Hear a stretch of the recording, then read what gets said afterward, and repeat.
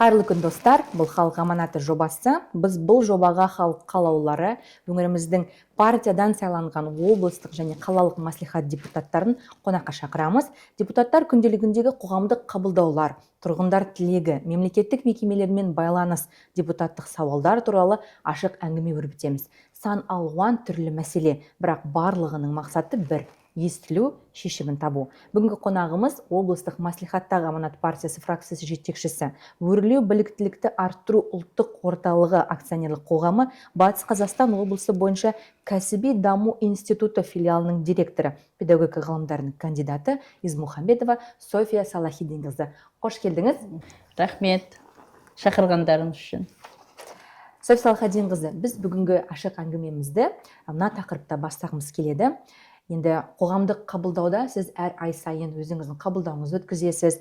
Әр түрлі қаншама адам келіп өзінің өтініштерін тек қана қабылдауда ғана емес, телефонмен де, әр түрлі кездескен жағдайларда да тұрғындар өздерінің өтінішін жеткізіп жатады. Сол өтініштердің артында қаншама шынайы тағдыр тұрғанын сезіну қиын шығар әр түрлі жағдайларда.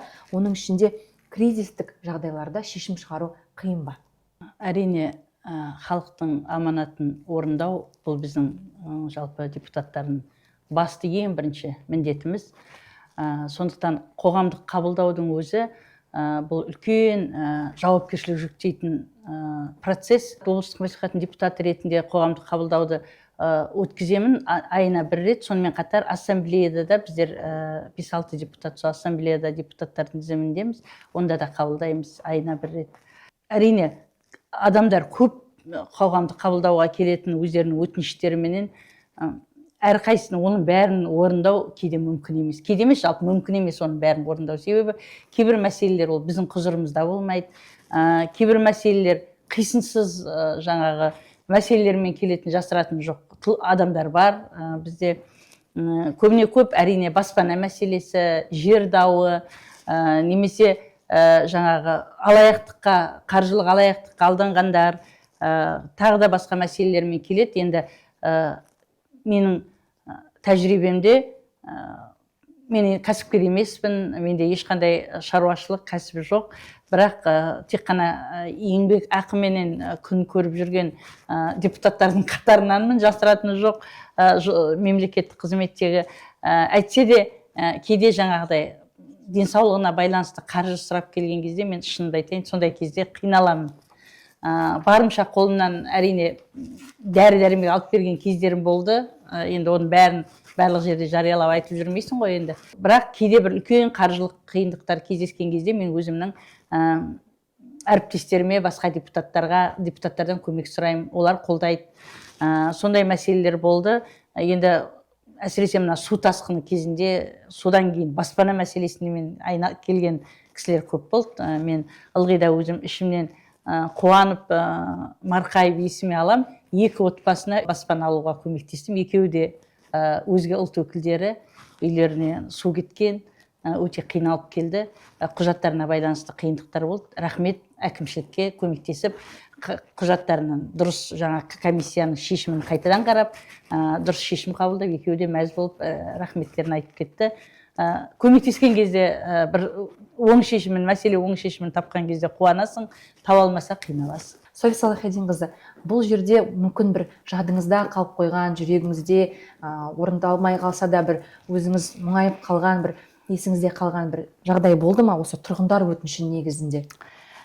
Осыған байланысты менде есіме 2 мәселе түседі. Біреуі орындалмай қалған бір ер азамат осы қалада қайта-қайта келеді. Зайыбының денсаулығына байланысты мүгедектік санатын сұрайды, соны алып бере алмадым.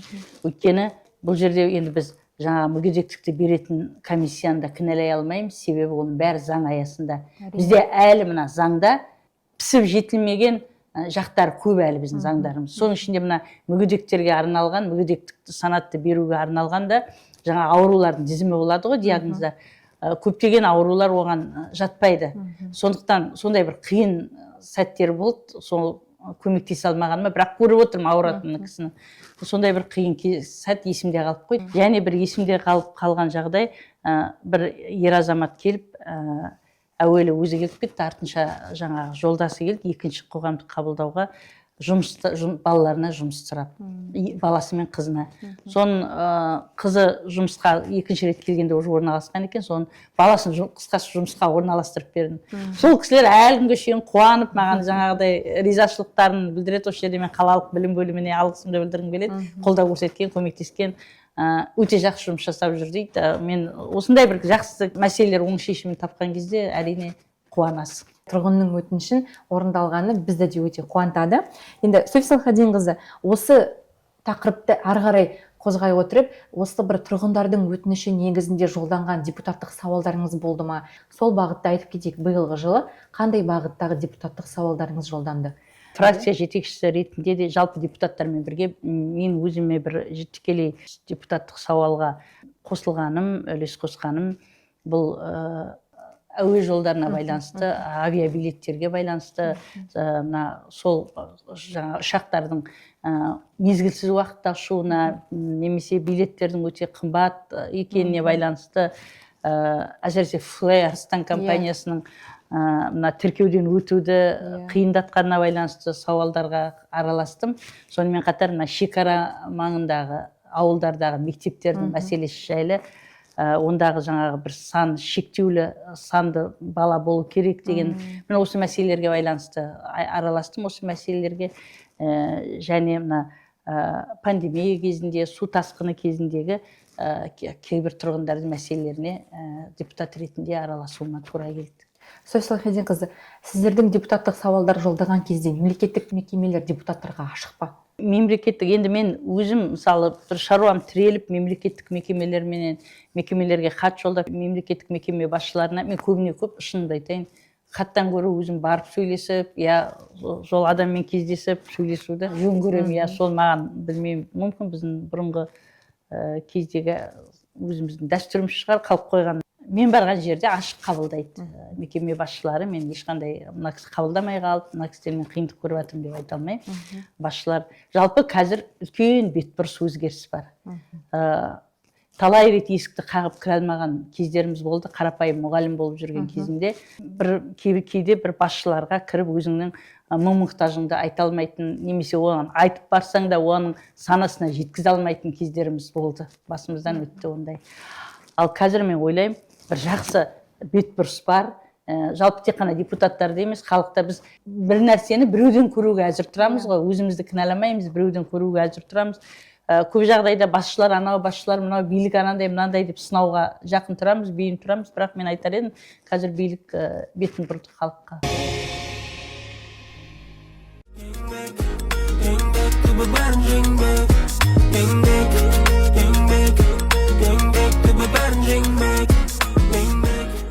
София Салхадинқызы, осы мекемеде 15 жылға жуық басшы қызметін атқарып, сан мыңдаған ұстаздар дәл осы баспалдақтармен жүріп өтіп, біліктілігін арттырып, қазіргі таңда өздерінің әріптестеріне, шәкірттеріне жаңа бағыттармен сусындатып, өздерінің еңбек өтілдерімен бөлісуде.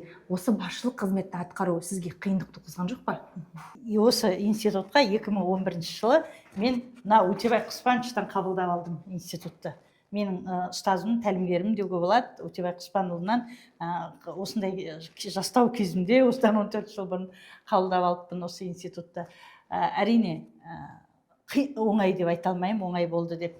Біздер енді мына жерде көріп отырсыздар, біздер мына бірінші қатардан бастап мен хронологиялық таблица жасадым фотолармен. Ең бірінші институт қашан ашылды, сол кездегі құжаттан бастап, мына барлығы өзі бірінші қатардан бастап, мына төртінші қатарға дейін сол фотоларды баспалдақ қылып қойдым. Біліктілікті арттыру саласы бұл білім беру саласындағы үлкен мәселе. Хронологиялық таблица жасап, баспалдақтарменен біз өзіміздің жаңағы біліктілікті арттыру институтының тарихын көрсетуге тырыстық. Жоғарыда мұражайымыз бар, осы бағытта жасалған. Біз ұстаз әрқашан ұлттың келбетін көрсетеді. Мінекей ұлт келбеті бұл ұстаздар. Мынау біздің республика бойынша біздің алдыңғы қатарлы жаңағы еңбек ерлері, әртүрлі пәннің мұғалімдері осы әдейі біз фотоларды жасақтаған кезде біз мына біліктілік арттыруға келген мұғалімдерге бұл тұлғаларды үлгі ретінде көрсін деген әдейі осындай мақсатта мінекей ең соңғы жаңағы Қазақстан еңбек ері атағын алған Раисова Эльмар Асқарқызы біздің облыстың мақтанышы, орыс тілі пәнінің мұғалімі. Жалпы біліктілік арттыру саласында әрине мәселе өте көп. Сол мәселелердің оң шешілуіне ықпал ету біздің басты парызымыз. Жақсы адамдарым, кем емессіңдер патшадан бәрің. Бес күн өмірде жасалсын ылғи, жақсы амалдарың, жақсы адамдарың. Біздің отбасылық достарымыз бар, бірнеше жұппыз негізі. Сол отбасылық достарымыздың арасында сондай бір сүйінші сұрау дәстүрі бар. Бізде қалыптасқан сүйінші сұрау дәстүрі. Яғни бір отбасында, бір әулетте қандай жақсылық болады, соны өзге адам сүйінші сұрайды. Себебі деген, біздер мысалы бір-бірімізге отбасымыздағы жылдың басында әрқайсымыз өзіміздің жақсылықтарымызды қай әулеттен сұраймыз, бөліп аламыз. Сосын сол әулеттен сүйінші, сол кісі бірінші жаңа сүйінші сұрайтын кісіге айтады жақсы жаңалығын, сосын ол кісі бәрінен сүйінші сұрайды. Сосын бәріміз жиналып кім сүйінші алды, сол кісі сол сүйіншіні атап өтеді, дастархан жайып. Мен мысалы бүгін дастархан жайып Зере деген сәбидің дүниеге келуін атап өтіп жатырмын. Дастархан жайып өзім достарыма, олар маған сүйінші берді, мен оны атап өтуге тиістімін. Бүгін сол қуанышқа куә болыңыздар, соны көрсеткім келеді сіздерге. Ал достар, қыздар, бүгін тағы бір ерекше бас қосу бізде. Бүгінгі күннің тақырыбы Зере деген сәбидің дүниеге келген күні. Сол сәбидің дүниеге, нәрестенің дүниеге келген күнін ырымдап жақсылыққа сүйінші сұраған Софияға, досымызға сүйіншімізді беруге жиналдық. 25 жылға жуықтады біздің кездескенімізге сіздермен. Содан бергі уақыттың барлығында сүйінші сұраймыз бір-бірімізден, әр отбасыда болып жатқан қуанышқа. Және бүкіл шын ниетімізбен тілектерімізді арнаймыз. Соның нәтижесі болса керек, ол сүйінші сұрау балаларымыздың кішкентай күнінен басталған жетістіктеріне сүйінші сұраудан. Қазір Құдайға шүкір, әрқайсысы бір-бір отбасының иесі. Енді сол дәстүрді біз немерелерімізбен жалғастырып жатырмыз. Соның бірі бүгін Ғарифолла мен Мерхан деген досымыздың шаңырағында кезекті 4-ші сәби Зере деген кішкентай әппақ сәби дүниеге келді. Сол сәбидің дүниеге келгенін бүгін қуаныш бөлісіп жиналып жатырмыз. Ал қыздар, сүйіншімізді берейік.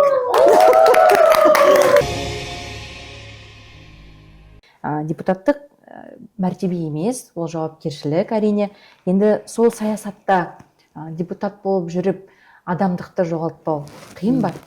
Енді білмеймін, кім қалай ойлайтын, маған қиын емес. Өйткені мен қатардағы қарапайым қазақ тілі мен әдебиеті пәнінің мұғалімі болып көп жыл жұмыс жасадым да. Содан көтерілдім. Көтерілгенде енді мектеп директорының орынбасары болып, мектеп директоры болып, кейін біліктілік институтының директоры болып, кандидаттық диссертациямды қорғадым. Ойлаймын, мен адам кез келген уақытта мен мысалы зейнеткерлікке шықтым жақында. Енді осы жылды аяқтап, мен жұмысымды доғарамын. Мен үшін басты ұстаным, мен ертең ана креслодан тұрып кеткен кезде, мен кез келген кісінің бетіне тіке қарай алатындай болуым керек. Мен әсіресе жастарға, басшыларға жиі осы мәселені жиі айтам, осы ұғымды. Адам кез келген уақытта кісінің бетіне тіке қарай алатындай болу керек деген.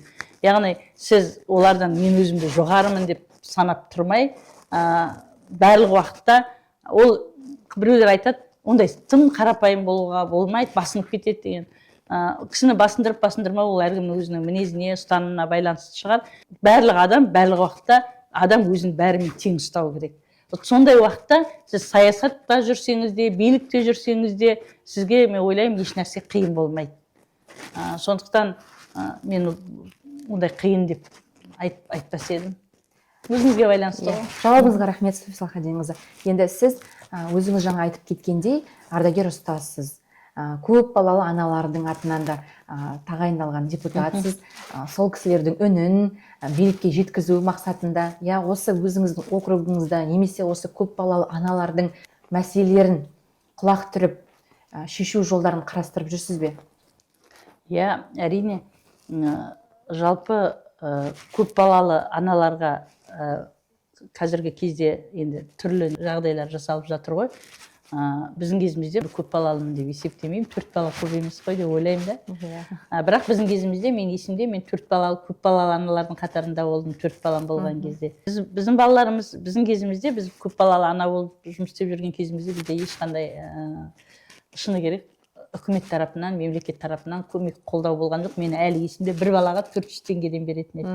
Мен ай сайын 1600 теңге. Соны қуанатын едік сол 1600 теңге алғаныма қуанып жүрген сәттеріміз болды. Енді ол кезде де мысалы айтуы мүмкін қазір 1600 ол кезде ақша ғой деп, ол кезде де 1600 еш нәрсені шешпейтін еді, ол ешқандай құны жоқ еді. Бірақ біз соған да жаңағыдай шүкіршілік жасап өмір сүрдік қой. Қазіргі кезде енді түрлі жағдай жасалып жатады, а кейде шынымен де жаңағыдай жағдайы жоқ отбасылар кездесіп жатады. Әсіресе мен көргенім мына су тасқыны кезінде біз жаңағы халықты аралап жүргенде барлық адрестегі, менде округ жоқ, мен партиялық тізім бойынша сайландым ғой, барлық адресті аралап көпбалалы аналарды іздеп жүрмейтінім белгілі. Су тасқыны кезінде көрінді көпбалалы аналардың жағдайы, әсіресе сол кезде көрінді. Мен пункттерді көп араладым да, пункттерде көп жүрдік қой біздер. Сол жаңа аралаған кезде мен сол кезде көрдім көпбалалы ата-аналарды, жастар. Сонда соларға барымша енді солардың үнін тыңдап, соны жеткізіп, көмектесуге тырыстым. Өзіңіз көпбалалы ана ретінде қазіргі таңда қоғамдағы бір өзекті тақырыптардың бірі болып саналатын осы көпбалалы аналардың үндеулері, қаржылай сауаттылықты арттыру, балалар медициналық бағытта қолдау көрсету, оқытулар, мүмкін сондай бағытқа белсене араласасыз деп сенеміз. Рахмет. Бір нәрсені ұмытпау керек, масылдық деген бар қазақта. Сөз бар, масылдық деген. Сол масылдықтан аулақ болуымыз керек. Өкінішке орай бізде мен бірнеше бала дүниеге әкелдім. Неге оларды көмектеспейді үкімет деген пікір қалыптасқан аналар көп біздің арамызда. Мүмкін біреулер тыңдап оны ренжір, көңілдеріне келер, бірақ баланы адам әркім өзі үшін дүниеге әкеледі ғой енді. Сондықтан мен көпбалалымын деп ылғи мемлекетке иек артып отыруға болмайды. Балаларды да жауапкершілікке тәрбиелеу керек. Мен көрдім, бір кездері облыс әкімімен кездесуде мен есімде, мен ешкім асырамай жатыр, мені үкімет неге асырамайды, мен үлкен кісімін деп бір кісі айтқан кезде, балаңыздың кішісі нешеде дегенде 27 жаста деді. Сол есімде мен 27 жаста баласы бар кісінің жаңағыдай енді үкімет асыра деп айтуда не ғой, қиын ғой енді. Сондықтан бұл жерде көпбалалы аналарға жаңа сіз айтып отқан қаржылық сауаттылық. Біз мысалы қазір үлкен Қазақстан Республикасы ұлттық банк пен Қазақстан Республикасы оқу ағарту министрлігі екеуі біріккен түрде үлкен жоба жасадық. Өрлеу біліктілікті арттыру ұлттық орталығы үлкен жоба жасадық. Қаржылық сауаттылық деп аталатын курстар жүргізіп жатырмыз. Біздің облыста 16 курс, осы ең соңғы курс осы аптада аяқталады. Банктың базасында өтіп жатыр, біздің ұлттық банктың базасында. Барлығы республика бойынша өтіп жатыр. 16 топты оқыттық. Сол оқытқан мұғалімдеріміз мектепке барып, жаңа оқушыларға осы қаржылық сауаттылықты үйретеді. Қаржылық сауаттылық қазіргі кезде біз функционалдық сауаттылық дейміз, соның үлкен бір саласы, түсінген адам бар. Сондықтан сауаттылық бізде, мен ойлаймын, жалпы біздер неше түрлі клубтар бар ғой қазір. Сол клубтар ашып жатыр, неше түрлі жаңа форумдар өтіп жатыр, қауымдастықтар көп, бізде қоғамдық ұйымдар көп. Бірлестік бір нәрсе құрып емес, жалпы бір көпбалалы аналарға курстар ұйымдастырылса деп ойлаймын да. Масылдықтан ада болатын, еңбекқорлыққа тәрбиелейтін, немесе бір әрекетке итермелейтін, жақсы әрекеттерге үндейтін сондай бір ойымда бар негізі. Тек шай ішіп кетпей, қарапайым қолөнерлікті үйретсе де, кәсіп ашып, ары қарай бір қаржылай өзінің тәуелсіз бола алатындай мүмкіндік беретін, іскер әйелдер қауымдастығы қанша жақсы нәрселер істеп жатыр мысалы. Бізде қоғамда мынандай бір пікір болады, билік алыста деп. Сол бағытта, ал сіз үшін жақын билік деген не? Билік алыста кейде бізге қоғамдық қабылдауға адамдар келеді. Мен кездесе алмай жүрмін, осылай немді айтайын деп едім, мына мекеме басшысымен, немесе мына әкіммен кездесе алмай жүрмін деп айтқан кезде шынында да ойланып қаламын. Әрине жұрттың бәрін қабылдау мүмкін емес. Бірақ қиналып келген адамдарды қабылдау, оларға қолдау көрсетіп, бір қолынан келгенше заңның аясында мүмкіндік жасап қолдау көрсету, ол әрбір басшының міндеті ғой. Сол билікті қалай деуге болады, сол халықтан алыстамай-ақ билік соған жаңа қызмет ету керек деп есептеймін. Енді өзім бір әкім болып, я болмаса бір үлкен бір басшы болып көрген жоқпын. Енді мен бір институтты ғана басқарып отырмын ғой. Басқардым 14 жыл. Маған қолы жетпей, маған мысалы курстар туралы сұрайды, мұғалімдер біліктілік арттыру сұрайды. Қатыса нете алмай қалған, кездесе алмай қалған адам мұғалім жоқ деп есептеймін. Бәрі кабинетім ашық тұрады. Мен курстарды да аралап жүремін. Ылғи да әрбір адам, әрбір басшы солай істеу керек деп ойлаймын. Сондықтан бұл жерде де басшыдан да көп нәрсе қажет етеді. Қарапайымдылық адамның көркі дейсіз ғой. Қарапайым болу керек, жалпы халықтан алыстамау керек қой. Енді дәл осы жерде халықтың, тұрғындардың өтініштері, олардың сұраныстары бұл халықтың аманаты дейміз ғой. Ал сіз үшін халықтың аманаты деген не? Халықтың аманаты деген мен үшін ең бірінші сенім. Келіп өтініш айтқан адамдардың сенімін, сол сенімнен шығып, солардың сенімін ақтау, соның қандай болса да бір мүмкіндік жасау сол адамдарға деген бір қолдау көрсетсең, сол мен ойлаймын, сол бір аманаттың бір парасының орындалған деп. Сондықтан мен үшін маңызды әрине халықтың аманаты. Осы әңгіме барысында сіздің орындаған 3 аманатыңызды айтып өттік, бұл да халықтың аманаты ғой. Әлі орындалмаған аманаттарда ары қарай шешімін тауып, өзінің бір нәтижесін көрсетеді деп сенеміз. Енді бұл халықтың аманаттары біз әрқашан тек қағаз жүзінде немесе бір істерде ғана емес, тек қана біздің жүрегімізде деп сенеміз. Яғни жүрекпен қабылданған нәрсе ол шешімін табады деп сенеміз. Сәуле Салахатдинқызы, бүгін келіп бізге ашық әңгіме өрбітіп өтіп, өзіңіздің пікіріңізді, ойыңызды білдіргеніңіз үшін шынайы алғыс білдіреміз. Өзіңіздің негізгі кәсібіңізге және осы халықпен тығыз қарым-қатынас атқаратын қоғамдық жұмысыңыз, депутаттық қызметіңізге де сәттілік тілейміз. Рахмет. Бұл халық аманаты, айтылған әр сөз жауапты. Келесі шығарылымда біз тағы бір аманаттың орындалғанына куә болатын боламыз. Келесі кездескенше аман сау болыңыздар.